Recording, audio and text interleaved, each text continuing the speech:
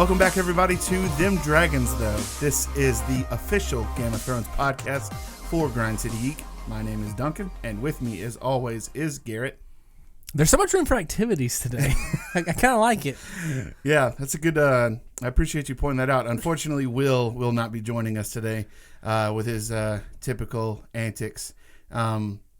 He won't be joining us for the HeroShot podcast later today either. But I can already tell you what he would have said to everything. He would have said everything's dumb, and he doesn't like anything, and nothing is like the comic, and he doesn't like the suits. So anyways, moving on. Like I said, this is the weekly show where we recap every new episode of Game of Thrones for Season 7. And we had quite a doozy last night in, what is it, Episode 4 now? Yeah. That's pretty crazy, man. This season is flying by, but last night, the Spoils of War, a.k.a.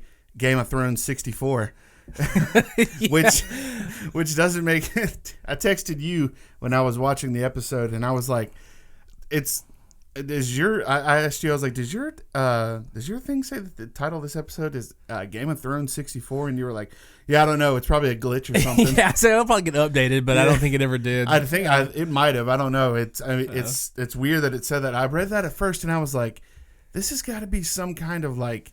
At first, I thought it was like a clip show or something like that. Like I was like, oh, this is like a behind the scenes thing. No, on HBO, HBO Now, I think is the one that I've got.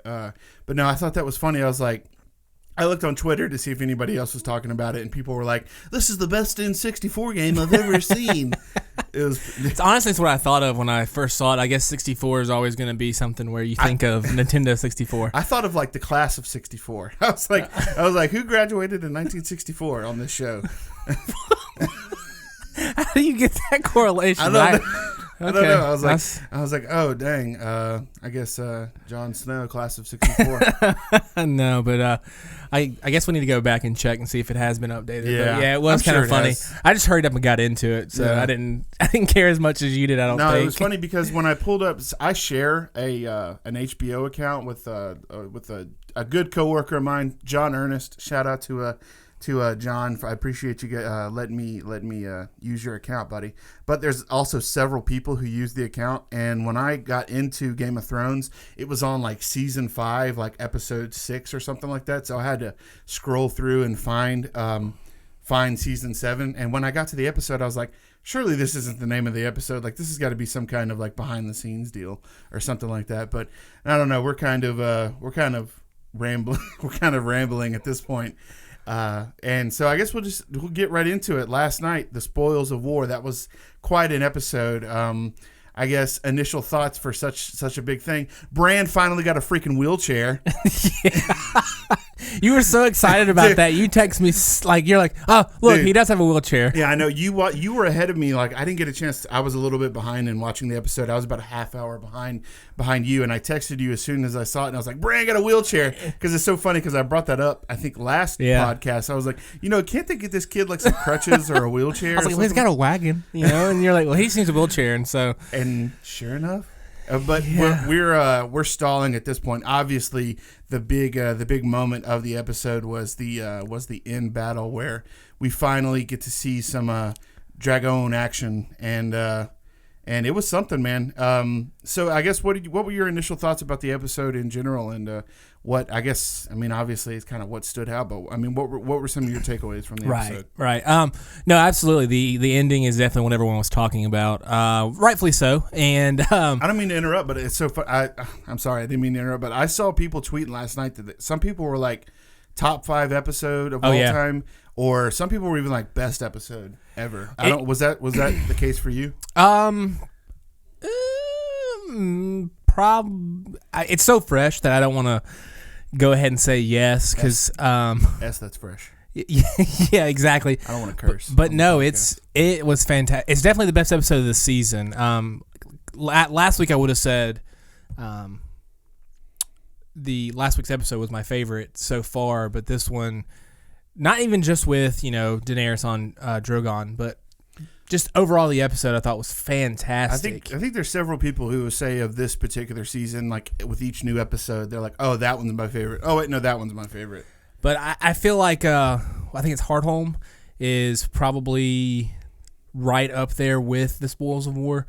But I feel like we've waited 7 years to see dragon action, like extended. We've seen a little bit, like here and there. And is that the most? That's the most by far. Is that the most dragon action we've gotten in the series? Yeah, it was fantastic. And then just having Khaleesi and Daenerys riding on the back of Drogon was so awesome. And then, that was, dude, and I always forget to mention this at the top of every episode. For those of you who are listening for the first time, so you and our other co-host Will, who is unfortunately not here tonight, you guys have watched each season of Game of Thrones several times, whereas I have not. This is the first season that I've really ever sat down and watched every episode. So I've sort of jumped in, directly with season 7. And the reason why I'm on a Game of Thrones podcast, being that I don't know much about anything of the show,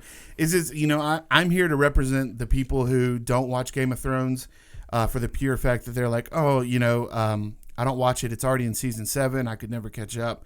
I think this was a good season to jump in on. There's been a lot of leading up to this moment. There have been a lot of moments to kind of learn more about these characters and get to know these characters without having kind of 6 seasons of backstory with them. Luckily with you and Will, and you guys have kind of been able to talk me through this season. And I feel like I got a pretty good grasp of what's going on at this moment. But anyways, I always forget to mention that up top as to why, later on in the podcast when you hear me sounding like a complete imbecile, that'll be why, because I have no idea what I'm talking about. Who is Robb Stark? Robb Stark is he's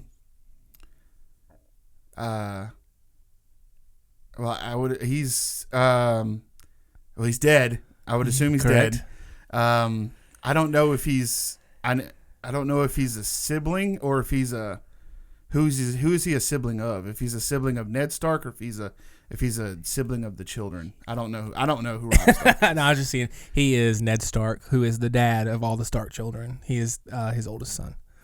Oh, okay. He was the original King of the North. Okay, so yes, I know. Ned, I just wanted to see, dude. It's so funny. I was sitting at work today, and for like me and John, actually, John, who I mentioned earlier, we were talking about Game of Thrones, and I just pulled up a family tree, and dude, I sat there and like studied that family tree for, I'm telling you, like 30, 45 minutes, like just figuring out who is connected to who, and it's. And it's finally I sort of get a better grasp of who is related to whom and who is still around. It's easy to do the 4 major families: the Targaryens, the Baratheons, the Lannisters, and the Starks. But when you start adding like the Tullys, this went into like every family, Tyrell, and every house, and Greyjoys. It does get complicated. So I can understand that. Right. So, anyways, that's all. I should have mentioned that up top. But yeah, getting back into this particular episode and that final battle at the end where we see a dragon actually take damage and get injured for the first time, which was pretty intense to see. Did you think that dragon was done for? Gosh, no. Really? No. He's too big. He's really the only dragon we ever really see. So there's Rhaegar, Viserion, and then Drogon. I was reading up on that too. Like that's her mount, I guess. Yeah, it is, and that's the one that she's gone into battle with. Here. Season 5. The other 2 are really kind of for like decoration. Almost. Yeah, she has 3. Viserion's green, Rhaegar's red, and Drogon's black, and they're all named after Rhaegar Targaryen. Was her brother, and then Viserion I always mess his name up. Viserys Targaryen. Was that her dad? That's her brother, her other brother. She has 2 brothers. The 2 brothers, and then Aegon was her dad. But then Jason Momoa was Khal Drogo, and that's where Drogon comes from. So she named them after those. But so what happens? Backstory on the dragons and stuff like that. She actually has to lock up Viserion and Rhaegar in basically like a huge pyramid. And that's the ones that Tyrion actually frees. But Drogon will not go in there, and he actually leaves Khaleesi, and she's sad and stuff. Well, they get captured. I don't want to give everything away, but he comes back and saves her. And she actually mounts him for the first time there, and it was 2 seasons ago. Oh. She mounts him, they leave, and then they go find the Dothraki of the Grass Sea. So that's kind of, I don't think he's, like, I mean, you could see, like, he landed fine. She was pulling out the big old arrow. I think it does do a little bit more damage than they're probably going to let on right now, but I still think, we're still going to be fine with all three. I think you're ultimately going to lose one of those one, if not more than. I'm calling Viserion right now, the green one. I'm totally calling it. Yeah, that was a really cool moment there at the end of the that's the very last moment of the episode. We're sort of going backwards here, but it's kind of hard not to with an episode such as this. But you get that moment where Jaime is he sees his moment with Daenerys trying to pull the spear from the dragon, and he sees his moment. He's like, I can actually. But then again, at the same time, he's like, what was he expecting? There's a freaking dragon right there. Like, but I guess he was expecting to. He was like, I'm willing to die to at least get a shot at taking out Daenerys. I actually was talking to a couple of friends that watched the show as well today, and we're like, why was he such a dummy, like a big old idiot, and didn't just throw it? I mean, he doesn't. I mean, maybe it wasn't his good. He lost his good hand, so maybe I did read that where they're saying he's not left-handed, so he probably couldn't throw it that far. No, that was one thing that I was actually talking about with a coworker of mine today. Was that I don't know much about how he, when he lost his hand. I was not obviously watching the show at that time, but I know that he was like supposedly one of the best swordsmen in the land in Westeros, and he that was his yeah, that's his good hand. That was his good hand that he lost, and I think that was intentional to take away his ability. Oh yeah, that's actually a really good scene, because you don't expect to see it coming, but And then so I was thinking why didn't he throw it? But it's probably he's not left-handed, obviously, and he probably couldn't throw it that far. But then I'm like, man, this is like a suicide. He's kamikazeing it over here, and luckily his buddy Bronn. They don't really show it, but I think everyone kind of assumes it is Bronn that does save him. But we don't know if Bronn survives or not. Right. That's kind of the cliffhanger we're left with at the end of and then Jaime just keeps sinking. I was like, I guess that armor's kind of heavy, but it's so at the same funny time. Watching there was obviously it looked almost like a puddle of water that was next to the dragon. Right. And he just starts sinking and sinking. I didn't realize that it was like a 40-foot freaking well. Well, right somebody made a still shot of him running with his horse. It's right there. I'm looking at it right now, and they're like ankle deep water, and then they're like as deep as the ocean. Okay, yeah, exactly. Makes sense. Maybe it's more of like a, maybe in the next episode we'll find out. Maybe that's more of like a metaphor, and maybe he did actually get taken out. Maybe that's, I don't know. I don't think he would be, but you never know with this show. Oh, Jaime, no way. Really? He's coming back 100%. So, that was, man, that was, I've seen a lot of really good looking, I guess, I don't necessarily want to say the CG, the way it looked, how good it actually looked, but I thought that scene in particular, that final battle, was really well put together, especially when you consider that this is just TV. Absolutely. You know what I'm saying? That was a cinematic freaking battle there. And you got guys turning to ash immediately from, they aren't, it's not like that, you had several people running around who were on fire, which was kind of crazy to see, but then you had some guys just turning instantly into ash. One of my favorite things you texted me last night while watching was, I hope PETA doesn't watch this episode, because one of the horses gets his leg chopped off that Bronn's riding it. Getting freaking taken out left and right. It was, watching the Dothraki, we actually haven't seen them fight in quite a while. At that moment when the Dothraki are sort of, you hear them, I mean, I guess prior to, you would know that was them if you hear them, that war cry that you heard. But did you think that was them coming over the hill? Oh, yeah.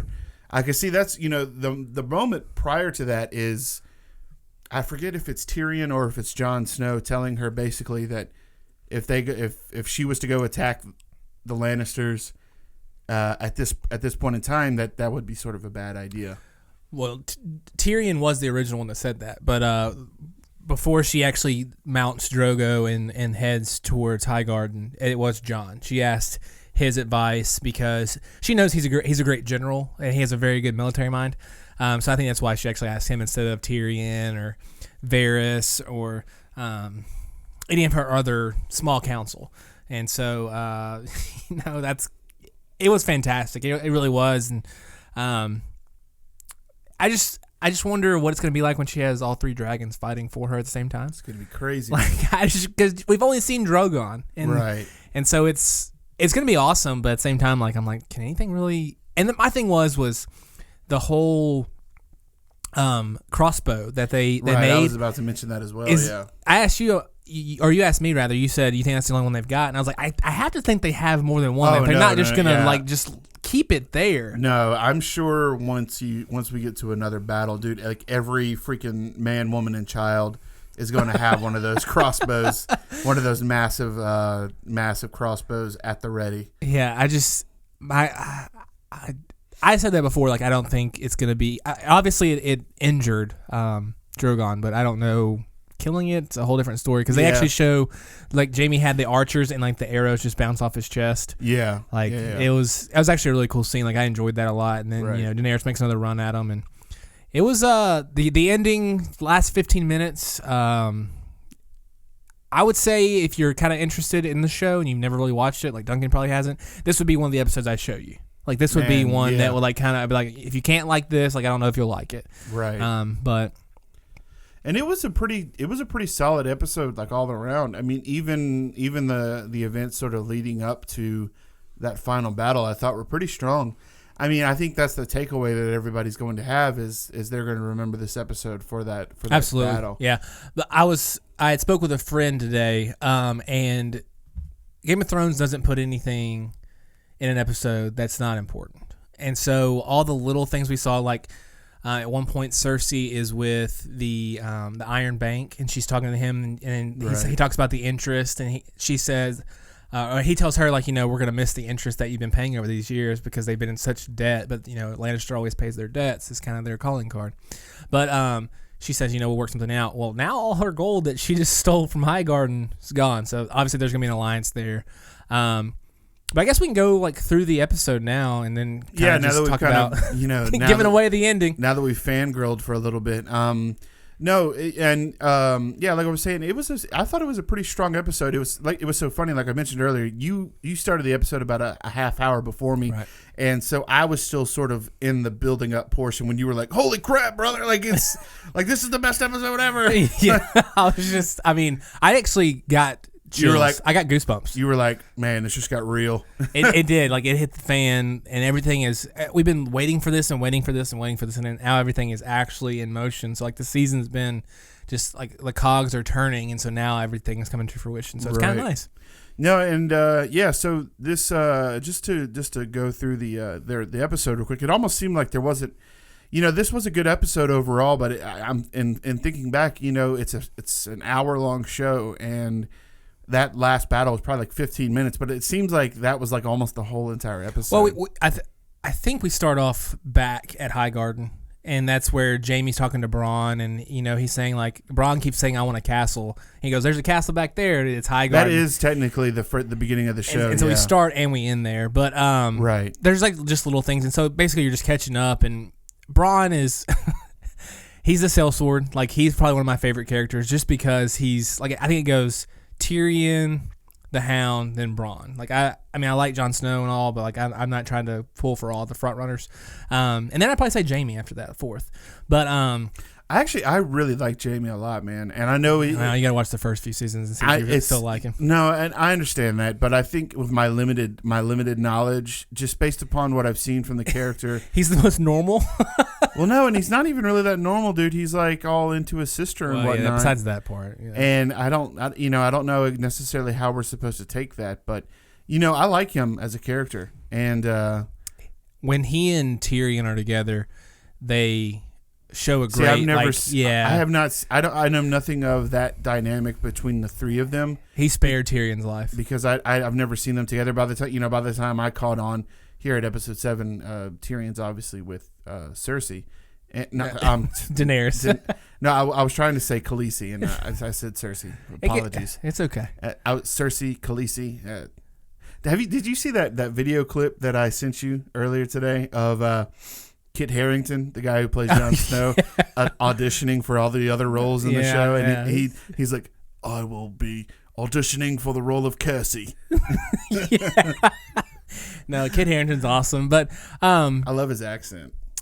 No, like Bronn, he obviously does everything for money, and he wants, established, and now they call him Bronn of Blackwater, which is a preface from a battle they had.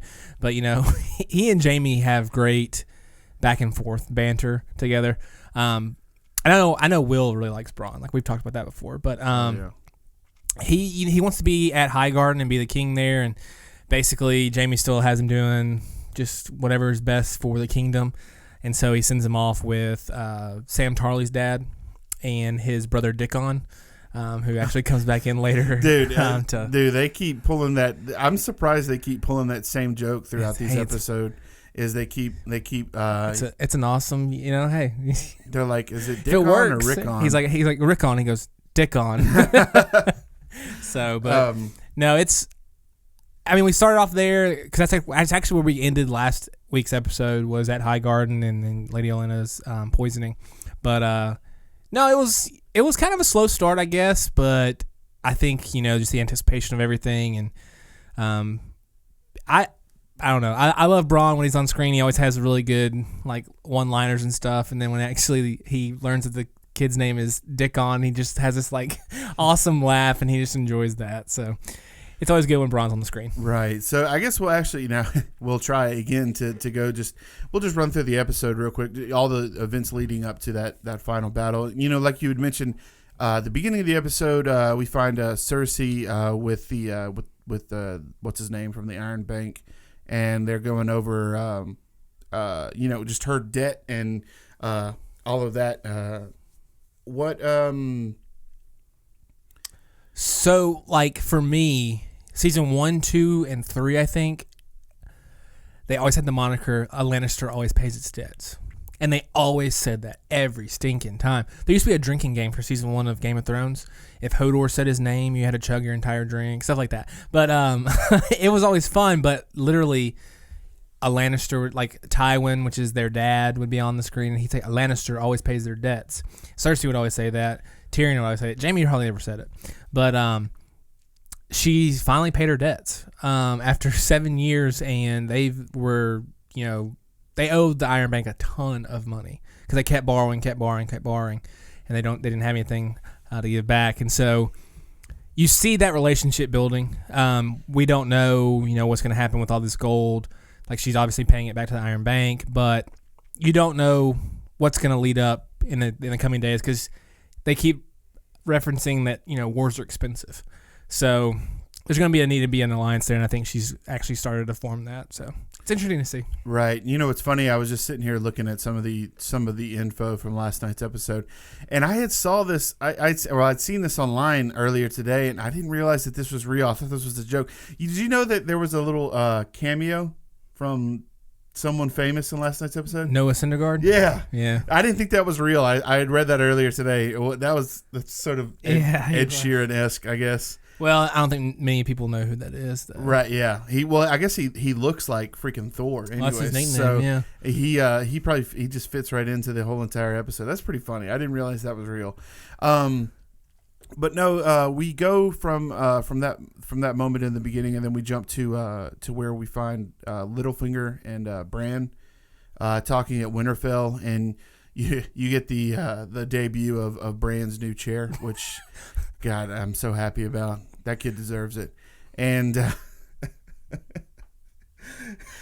oh my gosh. But no, we go into that moment that you had actually mentioned to me earlier, which I don't recall now if you've mentioned this or not, but that whole chaos being a ladder moment, which you were saying is one of those, like, it's one of those tiny little things that they just throw into the episode that I think is going to end up having, larger repercussions down the road. So this is my favorite scene. Minus obviously the final scene. But this is my favorite scene because I love when anyone talks to Bran now because he's so emotionless and like he's kind of just a jerk. But Littlefinger's, telling him all these things and like trying to like do what Littlefinger does, and he can talk his way into anything, and he can basically make you believe that, and gives him the gift. And he talks about the cat's. I can never remember the name of it's the little dagger that was tried to that Bran was trying to be killed with, and so it's just funny to me. Bran just kind of takes it, but so back in like season 3, I think Varys and Peter Baelish, Littlefinger, are talking, and they're looking at the Iron Throne, and Varys is kind of looking at it and, dreaming of himself on there, or that's what they make you think. But Peter Baelish comes up to him and was like, chaos isn't a pit, chaos is a ladder. Well, Bran kind of throws that back in his face, and you can tell like it makes Baelish a little uneasy. Like his eyes kind of like widen, and he's like, how can someone know that's a little thing I said 4 years ago, but how could they kind of know what's going on with that? And so I love when Bran's on the screen. I know a lot of people do not like Bran anymore. I know Will does not, but I actually enjoy it because he knows everything. And actually, what's the girl's name that is kind of watching over him that comes in the room afterwards? Let's see. I'm not sure if this... Mira. Yeah. There it is. It's so it's kind of funny. Like Mira actually says to him, like, you died in that cave, which is actually true because Brandon Stark is dead, and now he's the three-eyed raven, and he's taking on that responsibility. And he's like, I remember Brandon Stark's memories, but I also remember a lot more than that now. And so it's kind of just, I don't know, like, I feel bad for him because he's not even a kid anymore. Like, he has all this responsibility and he knows everything, but right. I don't know. There was I forget if I was reading or if I was watching something about this episode earlier today, and they were talking about Bran, and that they didn't give all the details because obviously people who know the show would know the details. But in Bran being the three-eyed raven, there's a theory out there that states that there is another character that he comes into contact with that people are saying is perhaps maybe an older version of Bran from the future. Have you heard anything like that? Mm-hmm. And I wish I knew more. I wish I knew more about it. And there was a theory that just I can't remember now who had mentioned it, but that there is that there's another character that Bran has come into contact with that could potentially be himself from in the future. But where another pretty cool moment that follows this up is where Sansa and Arya mm-hmm. Arya meet up again for obviously for the first time in several years. Arya had a little bit of an issue trying to get into the castle or get into Winterfell. And it's kind of funny because that's not the first time that's happened to her either. In King's Landing, a couple guards wouldn't let her go up into Ned Stark's chambers. Well, she's very inconspicuous. She is, and so I think that's kind of what they were doing there, was like going back to season 1. And there's a lot of things going back to season 1, like that dagger that Littlefinger gives Bran. We haven't seen, it's called the Cat's Paw. We haven't seen that since season 1. And then we also... Arya trying to get in somewhere and saying like I'm Arya of the House Stark, and they're like, yeah, okay, whatever, like get out of here, little girl, and all these different things. But it's weird to see Sansa and Arya together again, because the last time we saw them they hated each other, like they were like bickering sisters. So Sansa never forgave Arya for getting Lady, her direwolf, killed, because that's when she was fighting Joffrey, and that was just that's in Nymeria, she makes her leave and stuff like that. And so, but they actually have a good moment, and they're down in the crypts at the statue of their dad. So that was actually kind of a great moment there. And now there's 3 Starks back at Winterfell. Like there hadn't been one in like 4 years, and then now we got 3 of them. I forget that Bran is a Stark as well. Yeah, so it's a little different, right? And we get following that, we get that really cool moment where Arya. She takes on I don't know what her name is in the show. I just call her Captain Phasma. Brienne of Tarth. Oh, okay, Brienne. Okay, that was a really cool moment, man. That's the first time we've gotten to see Arya's full sword skills or water dancing lessons that she had in season 1. And so for me, like, that was really cool. And it's funny because so she now has the cat's paw dagger that Bran gave her because he said it's no use for a cripple. And then on the other side, she has Needle, which is a sword that Jon forged her. So she has 2 weapons that her brothers made for her. And so that's I thought that was kind of a cool thing. And, she's really proud of both of those. And Arya gets the best of Brienne, and Brienne defeated the Hound. So, I mean, does she, though? She does. She knocks him off the cliff. And, I guess so, but then she gets kicked in the chest.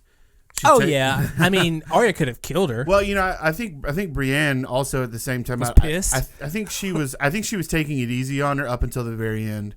I think she realized that she is obviously, dude, that is a massive woman, and she's a whole lot of woman, even in real life. And I think she was trying to take it easy on her at first, but then she sort of, like you said, she gets she gets angrier and angrier, and there towards the end, she just sort of gives up, and she just kicks her right in the chest and sends her flying off.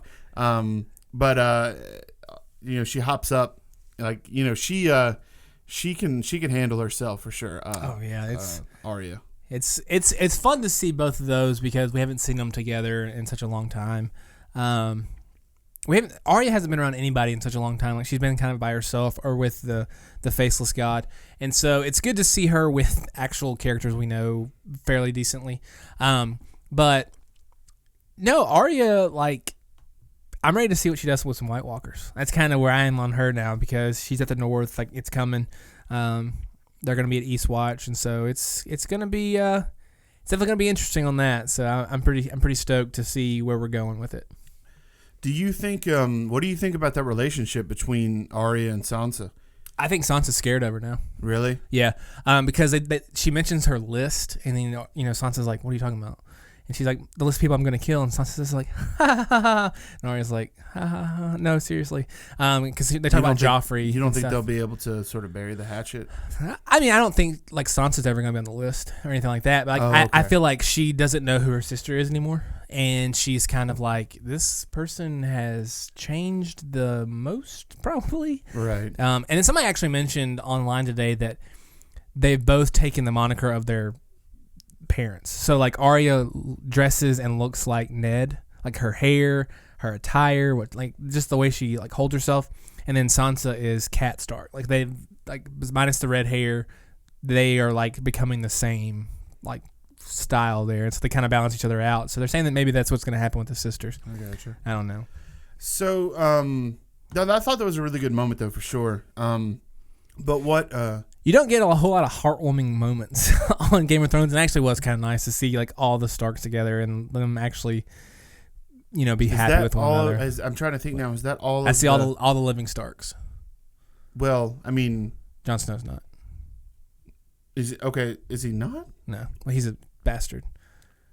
He is Stark, but he's Targaryen Stark. That's all the surviving name. Stark siblings that have the name. Right. So we lost Rickon, and we also lost Robb.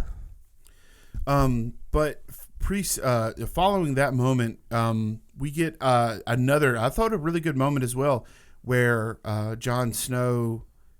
I guess they finally have come across some dragonglass at Dragonstone, and he proceeds to he wants to show Daenerys what it is that he's come all that way for, just to give her an idea of how important this is.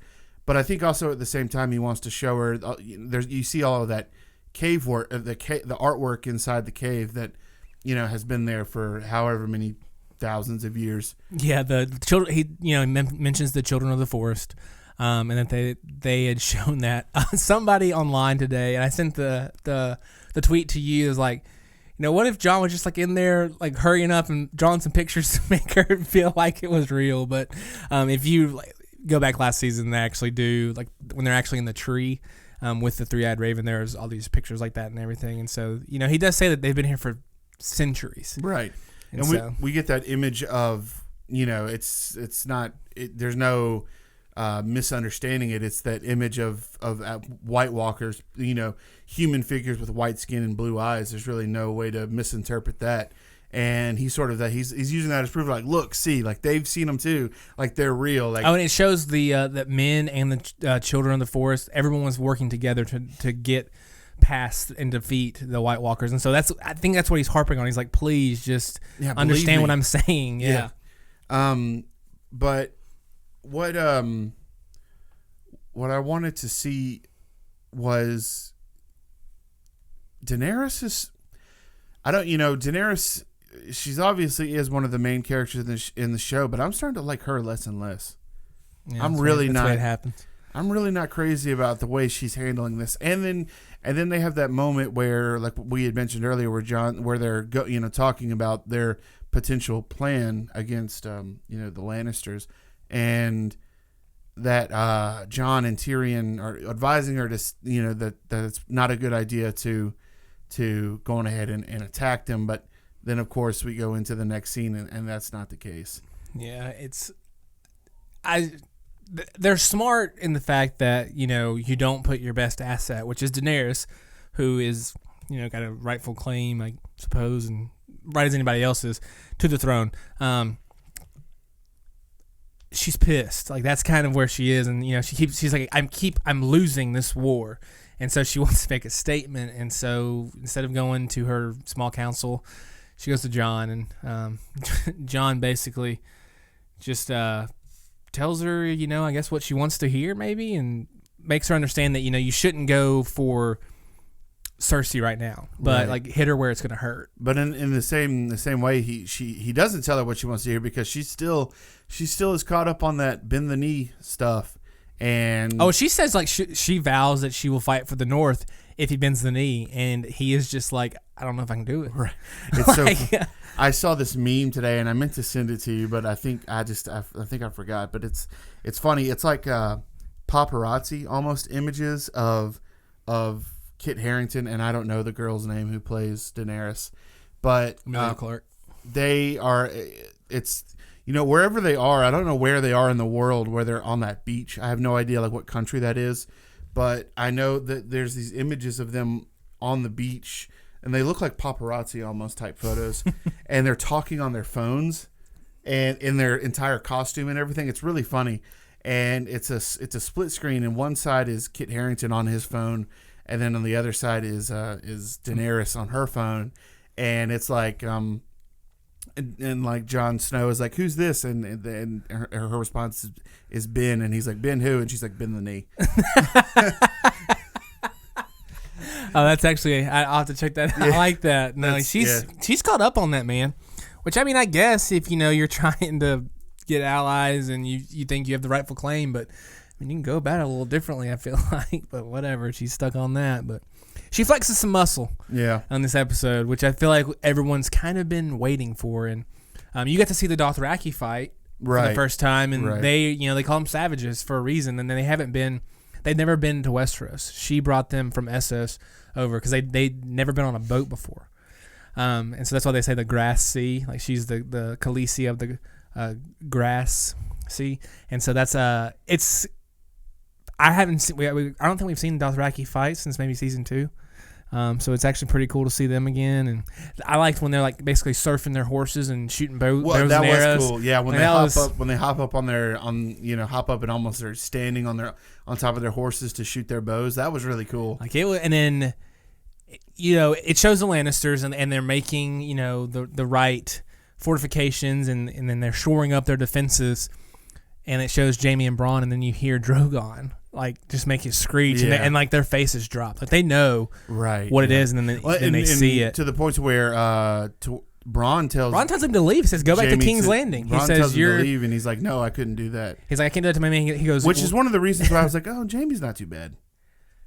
Bronn's right in that situation though. Yeah, like that's my thing is he's more valuable to Cersei, obviously, because he warms her bed at night. But like he understands military and he understands strategy. And Bronn says, like these guys are gonna F us up pretty hard. So just go back to King's Landing. We'll get to you when we can. But I don't know. I felt really bad for Jaime, like watching his men die, watching them burn.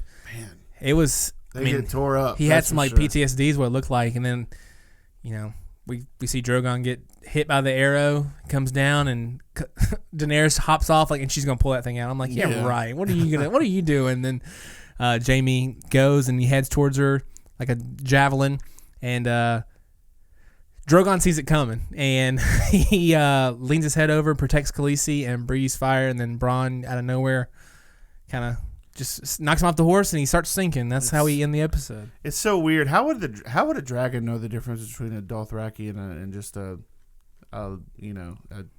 member of the Lannisters' army? I think maybe just because Khaleesi's on riding his back, that's why she can kind of I don't know. Shoot here. Right. I just think about that kind of stuff. But no, that was, man, it was intense. And like I said, it was something to really, it was a sight to see, because you don't expect to see something like that in a TV show. Or at least I don't. And, man, it was a scene for sure. And, I know you guys had mentioned, you and Will had mentioned that in Game of Thrones, they don't really save those big moments for like the season finale, and this particular moment here in season or in episode 4. Do you think we'll get anything that sort of tops this for the rest of the season? I think episode 6, the one before the finale of this season. I think we'll probably get something. I think we're probably going to calm down next week. Yeah. But I do feel like there's still one more kind of big thing that's going to happen. So that's what I'm looking forward to the most. And they showed like the preview for next week, and I didn't actually watch the preview for next week because I had to hurry up and go watch Rick and Morty. So I didn't get to watch the preview for next week. Not a whole lot. I guess not a whole lot. Daenerys is telling all the Lannister survivors and the Tullys and anyone that's surviving from the battle that they can bend the knee and pledge their allegiance to her. Drogon's fine. He's fine. You actually see him? Yeah, you do. And you see Daenerys fly back to Dragonstone and kind of confront Jon Snow on top of Drogon. And Drogon's kind of screaming in his face, but, he's Targaryen too. So I'm excited to see what that's going to be like. Right. But then they talk about, Jon's narrating for a little bit, and he says that Bran sent a raven saying that he saw the White Walkers marching. So I think we're going to get to the wall. Ooh. The episode's called Eastwatch, so that's kind of where episode 4 is going to be Eastwatch. Episode 5, sorry. AKA Game of Thrones 65. And so we're going to see Tormund. I'm excited to see Tormund. That's the Travelocity guy. Oh, really? Red beard. Yeah. I'm so pathetic. It's okay. I know how to break it down for you, but we get to see him again, and it's gonna be. I think we're gonna get some White Walkers, but I don't think we're gonna have the battle until episode 6. So in just sort of wrapping this episode up, anything that stands out to you as anything that maybe you didn't like from this episode, or was it? Yeah, even for me, I don't have much. I thought it was a pretty solid episode all the way around. I feel like the way that they're setting it up is they had this big finale of this episode, but there were so many little things that were going on inside the episode that Game of Thrones doesn't just put those in there, like I said earlier. Right. And so I feel like we're missing details. We're seeing this, we're on the broad, missing the Easter big, eggs. on the big picture of things. We're seeing oh man, it's so cool seeing Khaleesi fly on the dragon and just kill everybody. But the meeting with Bran and Baelish, the meeting with Cersei and the Iron Bank, all the Starks together. I just felt like this was a episode. It went 0 to 100 in about 2 minutes. Right. But I thought it was a fantastic episode. I feel like we're it's so sad we're almost done with the season. I know, man. It's crazy to think. I've been talking to you about it, and just a little bit of inside baseball into the podcast here. It's a shame that this podcast, unlike the other podcasts that we do, HeroShot, this sort of has as far as we know now, this podcast has a definite end date to it. Right. Yeah. Unless unless something magical happens and they decide to start a new season or something like that, or create some type of spin-off situation, which I think that would be dumb not to at this point. This show is too popular, not to do something to milk the cash cow. Right. Yeah. I mean, maybe all it is just the final books get released. I don't know. But would you read them? No. Okay. I would. I wouldn't. I'd have to. I got to go back and watch the rest of the series before. No, it would take me a lot to read something. I got to be honest. I'm not the best reader. But as far as this episode goes, I mean, does it? We sort of talked about theories and speculation going forward. Does this change your mind for where the series is going to end ultimately, or are you still sort of set with what you think's going to happen? I'm still pretty set. Like I think, we're gonna have the White Walkers kind of attack everything, and people are gonna have to put their differences aside. And I mean, I've got a buddy that's like, no, I don't want that because it's Game of Thrones. Nobody should be getting along. But I mean, for the greater good. For the greater good. I knew you were gonna do that. I was like, man, if I do this Hot Fuzz reference, he's gonna say it. But a great big bushy beard. But no, it's this is the first episode without Sam. I don't know if. Good point.